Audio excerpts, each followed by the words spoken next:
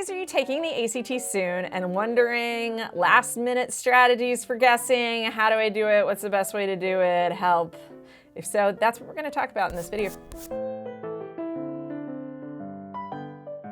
If you're wondering, who is this lady? Why should I listen to her? My name's Brooke. I've been tutoring the ACT for over a decade and a half. I've coached a couple of students to perfect scores on the ACT. I've scored perfectly on the exam as an adult myself, and I've locked up all my secrets into an online course at SupertutorTV.com. If you're interested, go check it out. We also have an SAT course, the best SAT prep course ever. Both courses include gobs of video content, high quality HD teaching, more awesomeness than you can get on our YouTube channel. So be sure to check it out. We also have books for the ACT math section called the best ACT math books ever. They are the most comprehensive guides to the ACT math section that I know of that are available for the exam. So definitely go check that out at Amazon.com.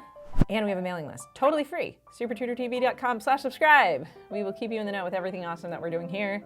You can also follow us on Facebook, Instagram, and Twitter. That's totally free, as are all our videos here on YouTube. So be sure to subscribe to our YouTube channel if you haven't. And I will see a lot more of you then. Exciting.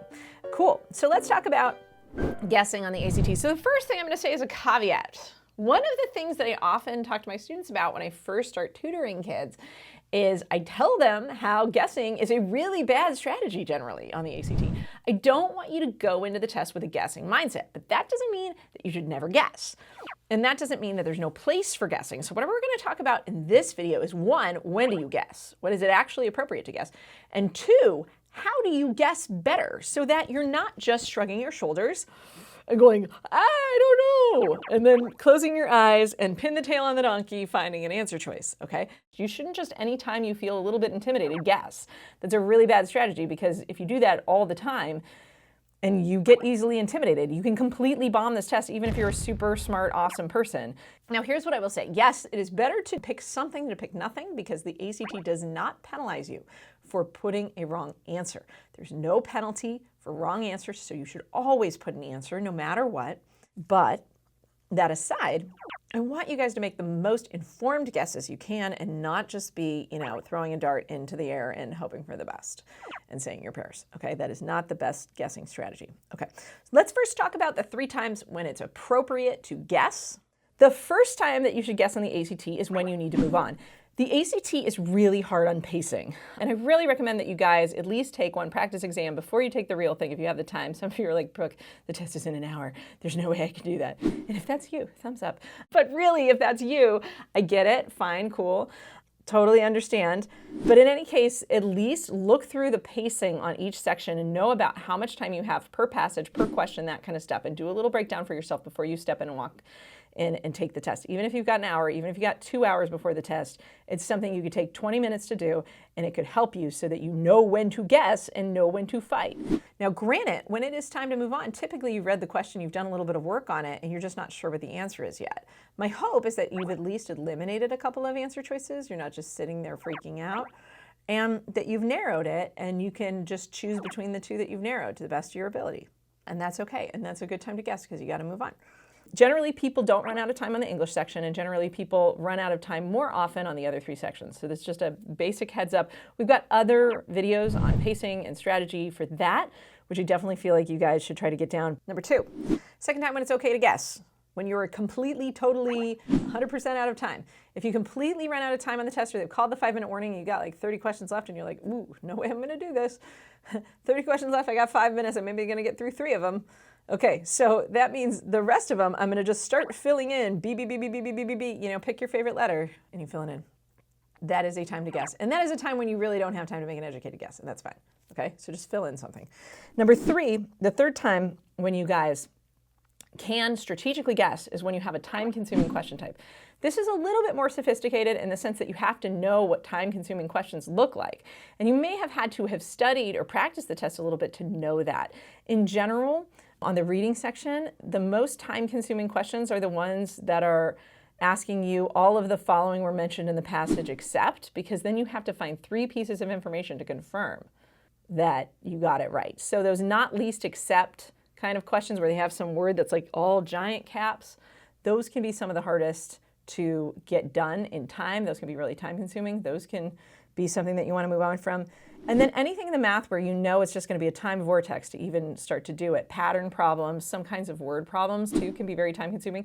On the ACT math section, sometimes you have a word problem and it's like a paragraph long just to read it and you're in the last 10 questions.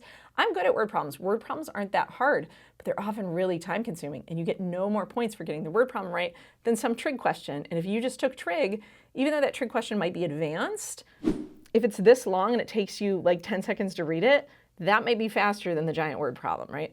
So it's things like this. Any problem where you can't completely remember how to do it, right? Like if you can't remember the exponent rules, that could be a time-consuming question for you because you're going to be sitting around trying to remember those rules or, you know, reprove them in your head or something like that. So that could be time-consuming. For other sections, time-consuming science questions, a lot of students struggle on the dueling scientists or dueling student sections. That's when you've got like those paragraphs instead of charts and graphs, because charts and graphs tend to be a little bit easier to go back and forth and read. And we got whole paragraphs and you're trying to dig information out of those paragraphs. That can be really frustrating for a lot of students. The other kind that can be time consuming are the later you get in a set of science questions. Those tend to be more time consuming at the end. So that's a quick like when to guess. Now let's talk about what you do when you actually guess. Again, the worst thing you could do is freak out, let your brain go to mush, and then just like pick something at random. That's not good guessing. Good guessing means you're actually making informed guesses. That means one, you're going to always use process of elimination, right? That means you're looking at what answer choices seem ridiculous and obviously wrong or extreme or whatever it is, and you're getting rid of them. And that kind of goes for every section, okay? Two, in math, you can often pick what makes sense. Even though it says it's not to scale in math for geometry problems, a lot of times it is. So you can kind of look at it and sort of like eyeball it, and that might at least get you to a 50-50. Same with word problems, right? If you know it took him this long to run the whole distance and we need to know how long it's going to take him to run half that distance, well, you can kind of ballpark it, right? You might not get it exactly right, but you can kind of eyeball it, ballpark it, and at least try to give yourself a little bit of brain power behind your guess. Don't just shrug your shoulders and give up. That is not as effective because if you can get it down to 50-50, and you get a lot of stuff down to 50-50, you're going to get more points in the end. And the final thing that I'll say is with reading and guessing, the other thing that I like to do sometimes is I like to think about the main idea of the passage, right? If you can kind of remember what's your main summary of everything, what's the main idea of the passage overall, if you can remember those kind of things, those can inform little answers. So you can kind of think what aligns with what the passage is saying overall. Which of these sounds the most reasonable given what I know the main ideas are or the main messaging is? Which of these fits into that story the best? And sometimes that kind of instinct can give you 70 to 80% of the chance of getting something right, even if you can't find that detail. I know on reading sometimes it's like you can't find where the exact place is. And sometimes if I just zoom out and I think about that big picture, that's a way I can kind of guess, but it's educated, it's informed. I'm not just like, I don't know, I can't find it, B, right? That is going to not help you guys. And if you can think about it a little bit differently, and even I do that sometimes on the reading, on a really tough reading passage, I may have one or two questions where I've guessed based on the main idea, and about 80 or 90% of the time I get it right. And that's how you can kind of score perfect scores and things like this, because when you have a little flub, we can't always find that one detail. But if we know the messaging of the passage, the kind of things that it says. The other thing that I'm going to say, one more thing on guessing on the reading, is with process of elimination, almost every word is mentioned somewhere in the passage. So I'm just going to give you a quick tip on how not to guess, especially on the reading. Don't guess because you recognize something from the passage. This also goes for science. Just because you recognize something from an answer choice and you remember reading it in the passage does not mean it's right. Most of the time, every wrong answer on the ACT is somewhere in the passage in the reading section. So just be careful. If you recognize something, that just means it's in the passage. It could be used in a totally different way and it may not answer the question. So that's a really bad strategy. Recognition is not a good way to guess. So don't guess in that way. And just because it's true doesn't mean it's right. You've always got to answer the question. Pay attention to the question. Answer the question first. Don't just look at the answer choices and say which of these was talked about. Worst guessing strategy ever. That will totally sink you. And that's about all I've got for this video. I hope this video helped you focus a little bit, at least. Maybe I pointed out some ideas that are good to meditate on, even if some of them are obvious, maybe even if some of them are things that you probably know. Hopefully I've helped focus your mind on how to guess on the ACT. If so, thumbs up, people. Good luck to you guys. Make sure you make some informed guesses and know when you have to guess, and keep on pace. If you want more ACT prep tips, check out our channel. We've got lots more videos here. Thanks for joining us. I will see you guys next time. Bye for now.